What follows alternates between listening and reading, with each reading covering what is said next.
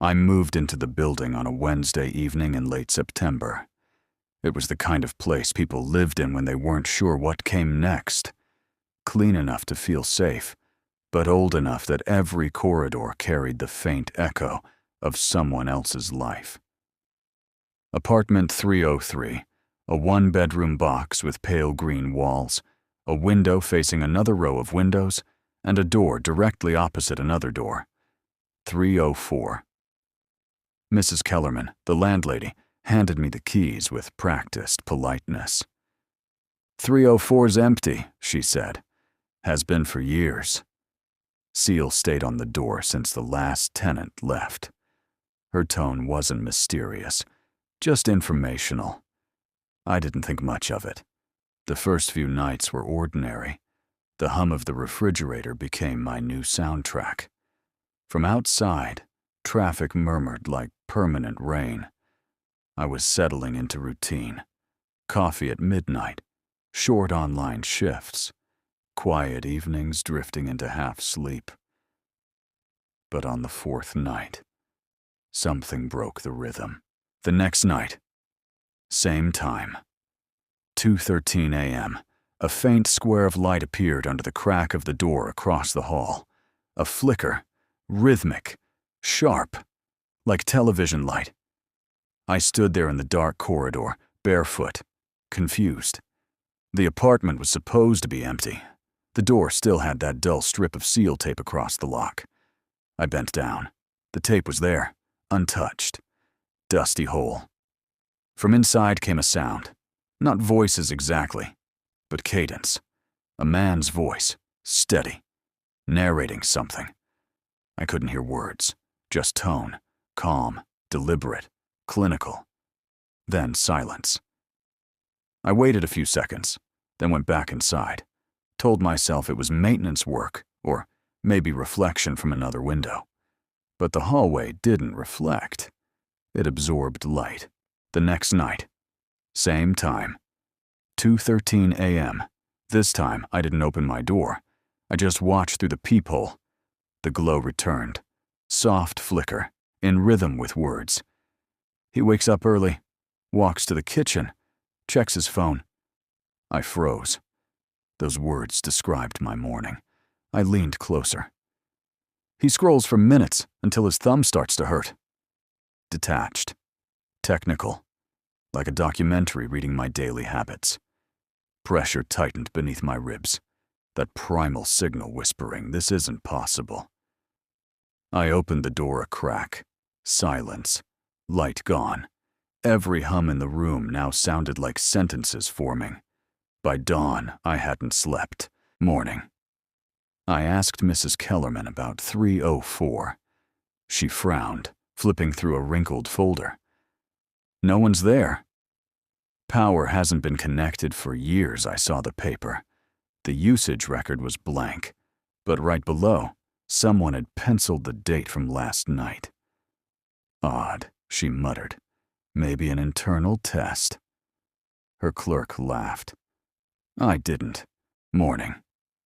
I asked Mrs. Kellerman about 304.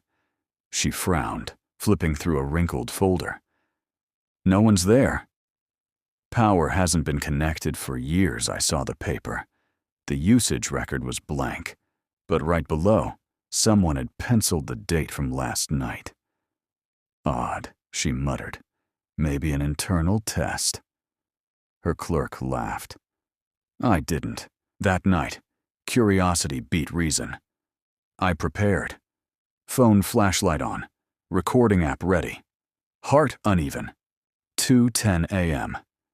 When the glow appeared again beneath that sealed door, my hand shook. The voice came clearer now through the corridor. He's listening! Right now. Trying to record me, I froze. He thinks the door across the hall hides someone. My phone kept recording. He doesn't realize the apartment isn't across anymore. The light turned stronger. Television blue, almost liquid in the dark. I whispered, "Who are you?" No answer. The voice continued. He asks questions he shouldn't. He will knock. My hand lifted. 3 knocks. He knocks. Everything went black. I don't remember walking back, just waking on my couch with dry throat and a headache ticking like seconds. Phone still recording. Timestamp stopped at 2:13 a.m. The clip contained only silence, then static, then one whisper. "You're already inside." Morning sunlight was sharp, too clean for that kind of night. I opened my hallway door. Faint footprints, mine, led toward 304. Dust on the tape disturbed, yet intact. Neighbors acted normal. Apparently no one had lived opposite for decades. I laughed it off. The sound didn't feel mine. Days passed. I worked more, avoided the hallway. For 4 nights, nothing. Then the 5th evening, a paper under my own door. Thin, white, folded twice. Inside, printed text, not handwriting. Tuesday, September 26th.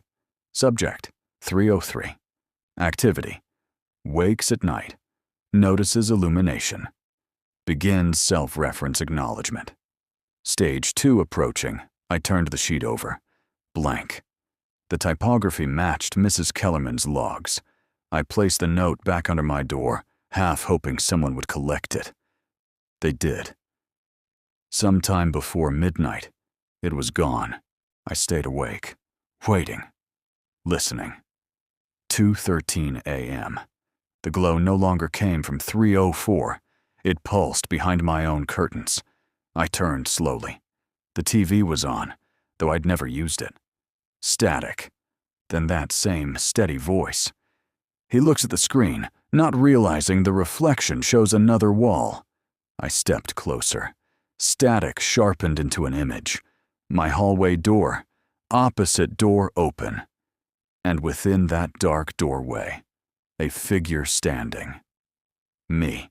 I pulled the plug from the wall. TV stayed on. He tries to stop what's already scripted. The voice didn't sound external anymore. It sounded like me. Faint. Tired. Traced from memory. The phone's camera light turned on automatically. Front camera. The preview showed the hallway. But instead of 304, the number plate visible was 303. Meaning, the phone believed it was inside the opposite one. I dropped it. It kept recording. I grabbed my key and opened my door into the corridor. Darkness. No opposite door. Where 304 had always been was now smooth plaster wall, as if the building had never had symmetry. I backed away, heart uneven. Only one door remained. Mine. I turned. The number plate now read 304. I tried the key. It didn't fit. Metal resisted. Unfamiliar. From behind the door came the same voice. He knocks 3 times. And somewhere inside that echo, I realized the narration hadn't stopped, because it was never outside. It had always been my own voice, looping inside a mirrored space. A week later, Mrs. Kellerman reopened the building. Apartment 303 was empty, sealed, no tenant found. Power readings showed low activity, except for one flicker of current at 2:13 a.m. every night. The source? The television in 304. Still on, still narrating.